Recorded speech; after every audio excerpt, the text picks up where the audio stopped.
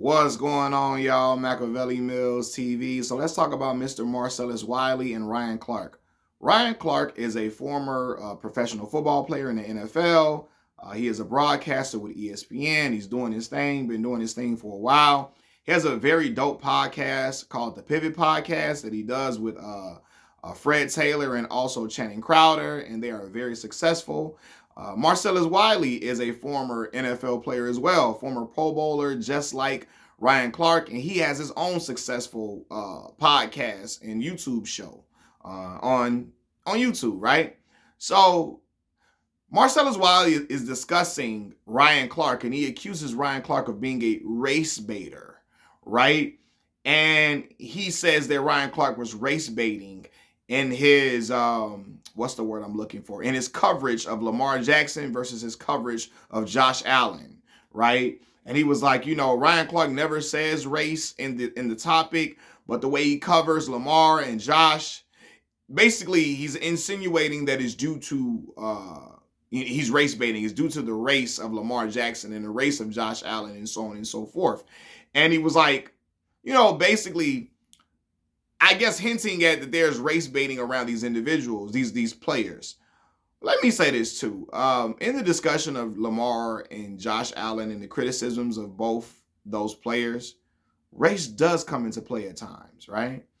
The criticism of Lamar, especially, dating back to before he got drafted, while playing in the NFL, people saying he wasn't, a certain type of player, a certain type of player that could play, that could stay in a pocket and pass, so on and so forth, and all of that. And the way he's unapologetically black, the way he does not code switch. Lamar is professional, but he doesn't talk in G Willikers, G golly whiz, Osh gosh, posh spice, oh G Willikers. He doesn't talk like that, right?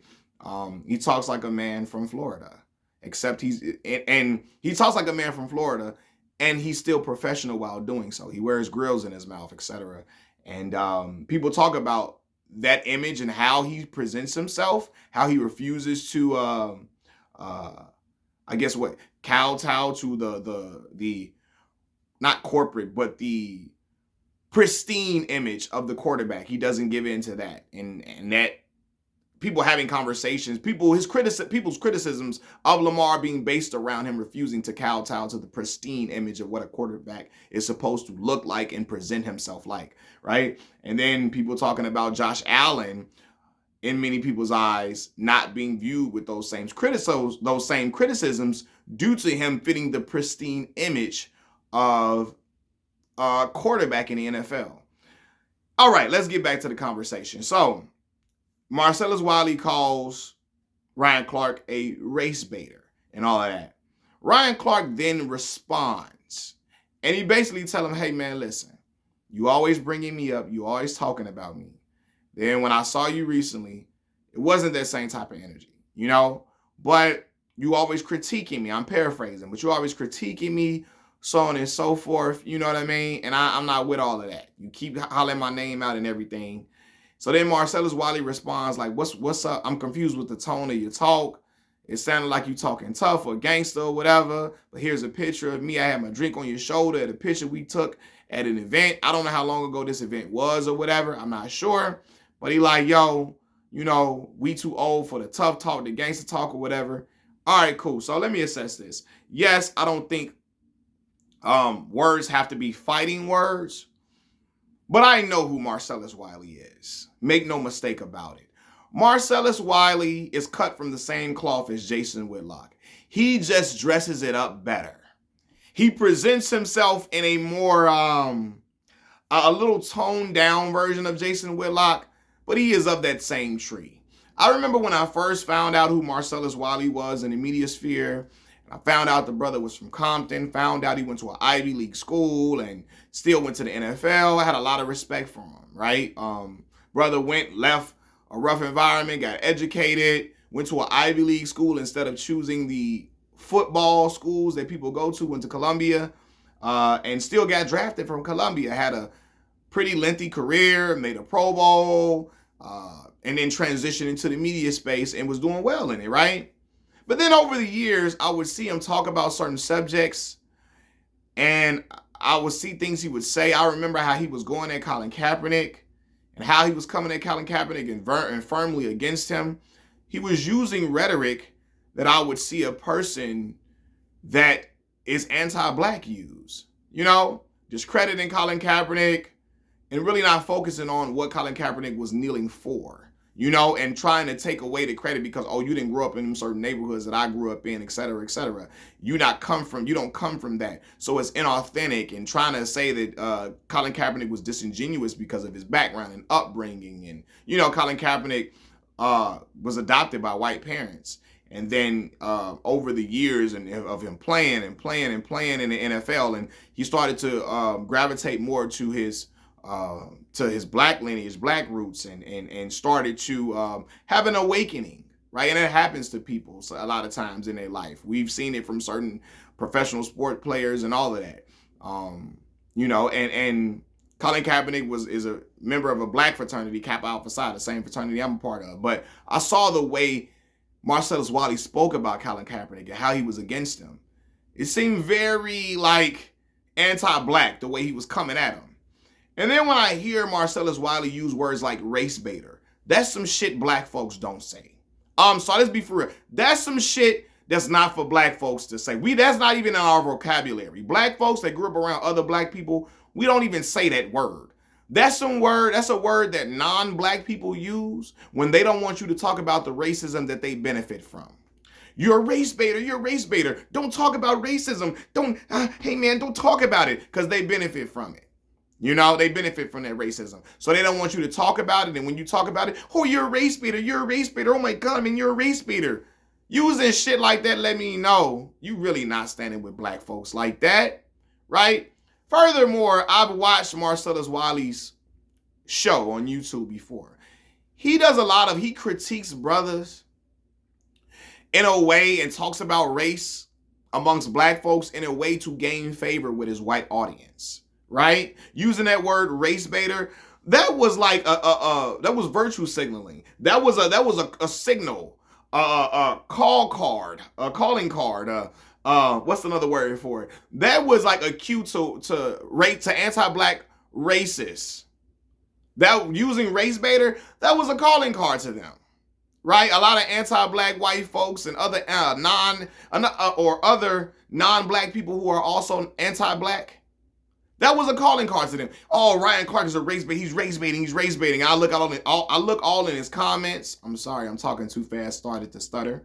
I look all in Marcellus Wiley's comments, and it's all of them. Oh, Ryan's the biggest POS piece of you know what and all of that. Like, what the fuck? I know your game, Marcellus.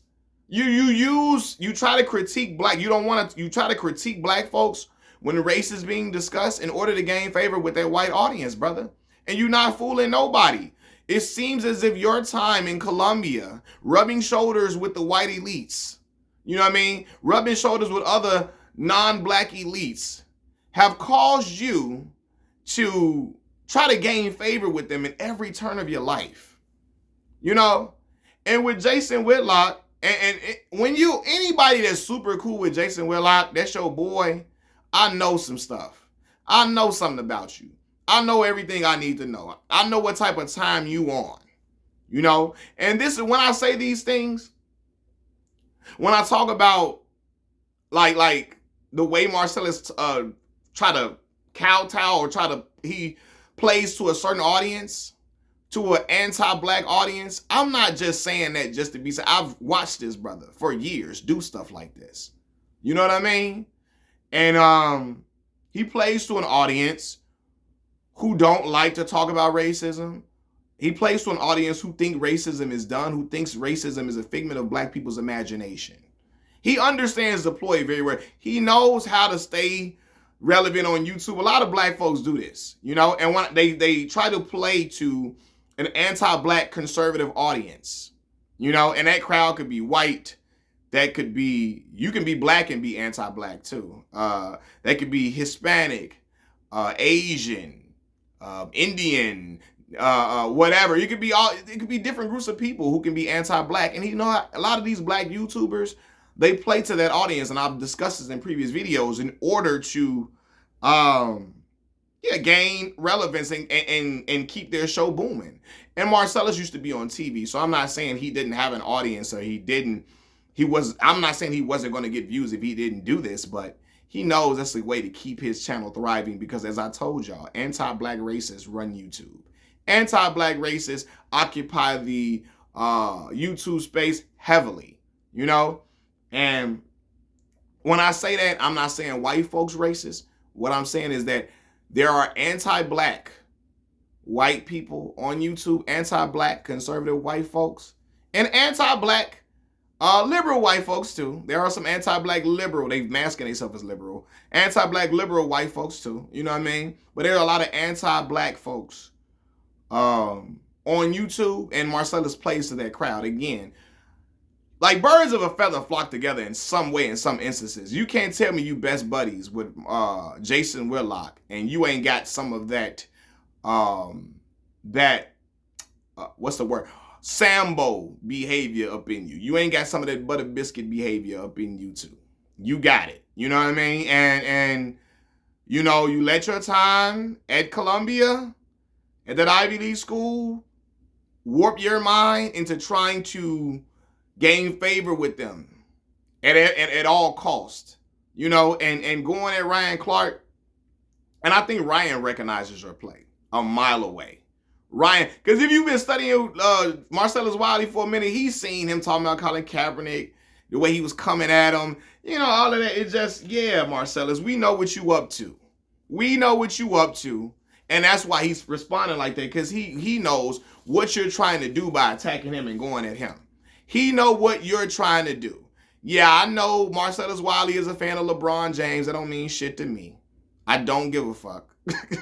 I don't. You know what I mean? Because I still know, and because I say that because I'm a LeBron fan too. But I know what you're doing, man. I know it. There's no way you up in there, you and Whitlock, always smiling and skinning and grinning from ear to ear, and y'all don't have similar ideologies in some way.